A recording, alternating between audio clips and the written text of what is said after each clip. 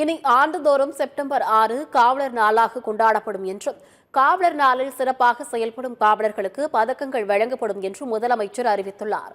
சட்டப்பேரவையில் பேசிய அவர், தமிழ்நாடு அமைதியான மாநிலம் என்றும் தமிழ்நாட்டில் அமைதி நிலவ காவல்துறைதான் காரணம் எனவும் கூறினார். கலவரங்களை தூண்டலாம் என்று சிலர் நினைத்தாலும் மக்கள் சிலர் முறியடித்து விடுகின்றனர் என்றும் தமிழ்நாட்டில் மதக்கலவரம் ஜாதி சண்டைகள் இல்லை என்றும் முதலமைச்சர் கூறினார். தமிழ்நாட்டில் சட்டம் ஒழுங்கு கெட்டுவிடாது என்று துடிப்பவர்களின் ஆசையில் மண்தான் விழுந்துள்ளது என்றும் இது காஷ்மீரோ மணிப்பூரோ அல்ல என்றும் உத்தரப்பிரதேச கும்பமேளா மரணங்கள் இங்கு நடக்கவில்லை எனவும் கூறினார். குற்ற சம்பவங்களில் தமிழ்நாடு பூஜ்ஜியமாக இருக்க வேண்டும் என்று முதலமைச்சர் தெரிவித்துள்ளார்.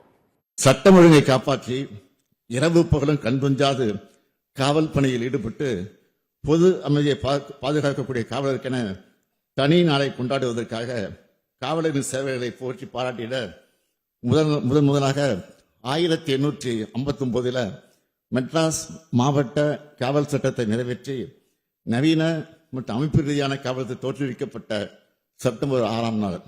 இனி ஆண்டுதோறும் காவலர் நாள் அது செப்டம்பர் 6ஆம் நாள்.